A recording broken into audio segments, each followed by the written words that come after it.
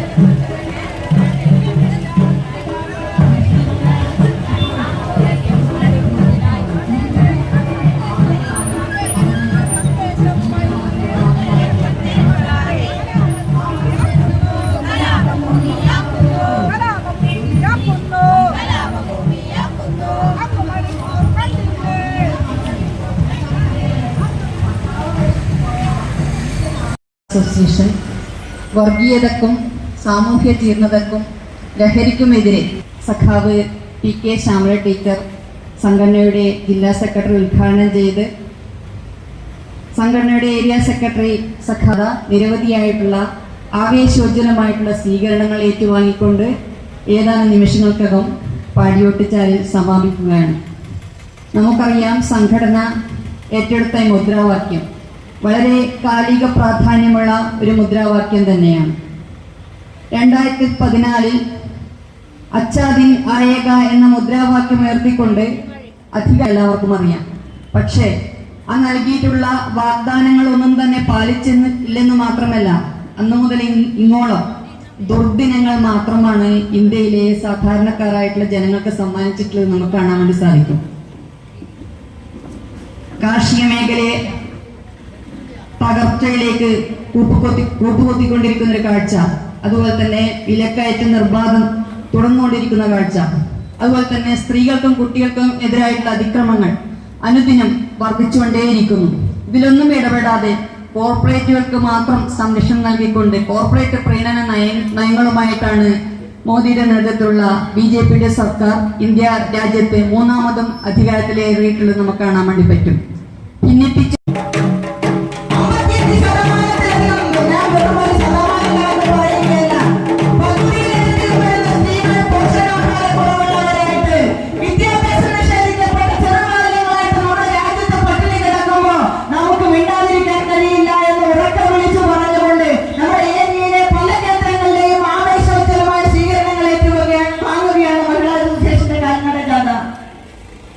പട്ടിണി കിടക്കുന്നത് എന്തുകൊണ്ടാണ്? കയ്യിൽ പണമില്ലാത്തത് കൊണ്ടാണ്. പണം കിട്ടണമെങ്കിൽ തൊഴിൽ വേണം. ഈ രാജ്യത്തിനകത്ത് ആളുകൾക്ക് തൊഴിൽ നിഷേധിക്കപ്പെടുകയാണ്. തൊഴിൽ നിഷേധിക്കപ്പെടുന്നത് കൊണ്ട് പ്രതികരിക്കാനാവാതെ നിൽക്കുന്ന ചെറുബാല്യങ്ങളെ, യുവാക്കളെ നമ്മൾ കാണുകയാണ്.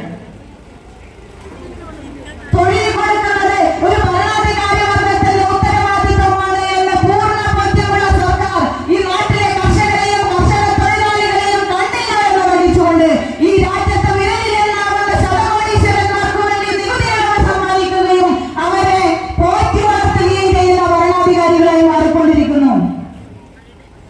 അതിനെതിരെ നമ്മൾ പ്രതികരിക്കേണ്ടേ? ഒരു ജനാധിപത്യ ഭരണകൂടം നിലനിൽക്കുന്ന നമ്മുടെ മഹാരാജ്യത്തെ ഈ ജനങ്ങൾക്ക് വേണ്ടി ഭരിക്കേണ്ട ഗവൺമെന്റ് ആർക്കു വേണ്ടിയാണ് ഭരിക്കുന്നത്?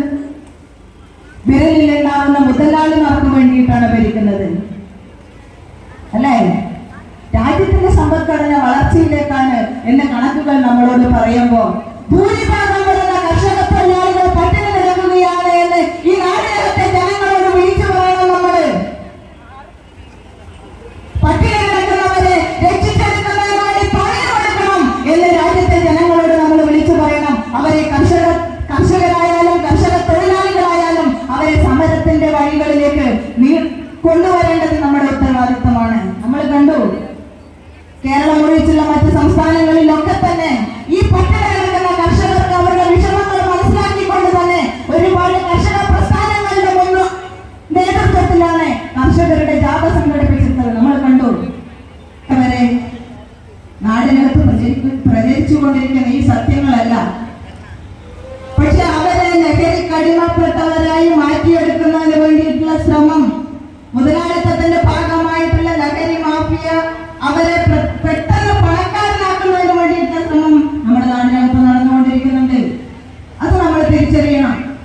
കുട്ടികൾക്ക് തൊഴിലില്ലാത്തതല്ല പ്രശ്നം, തൊഴിലെടുക്കാതെ പെട്ടെന്ന് പണക്കാരനാവണം എന്നുള്ളതാണ് പ്രശ്നം. കൈകളിൽ പണം വരണം എന്നുള്ളതാണ് പ്രശ്നം. അതിനു വേണ്ടിയിട്ട് അവരെന്തും ചെയ്യും.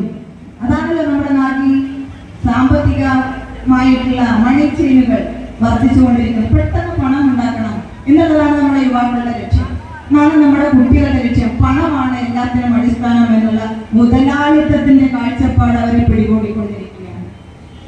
ആ നാട്ടം ഏതിനേക്കാളും പോകുന്നത് എന്ന് മനസ്സിലാക്കാൻ, അവരെ തിരുത്താൻ നമുക്ക് സാധിക്കണം.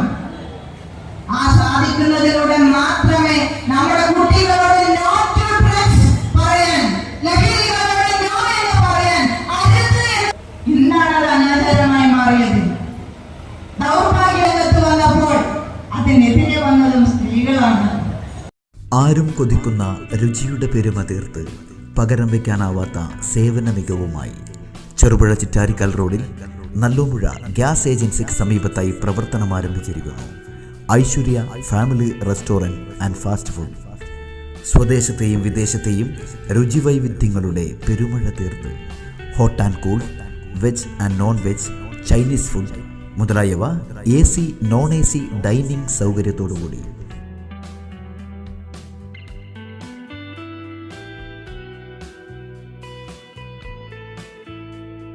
വിശാലമായ പാർക്കിംഗ് ഏരിയ സൗകര്യത്തോടുകൂടി. കൂടാതെ mini auditorium, party hall, dormitory സൗകര്യവും ലഭ്യമാണ്. പാർട്ടി ഓർഡറുകൾ മുൻകൂട്ടി സ്വീകരിക്കുന്നു. Mobile number 9495695342. Another number 9446775079. Aishwarya family restaurant and fast food.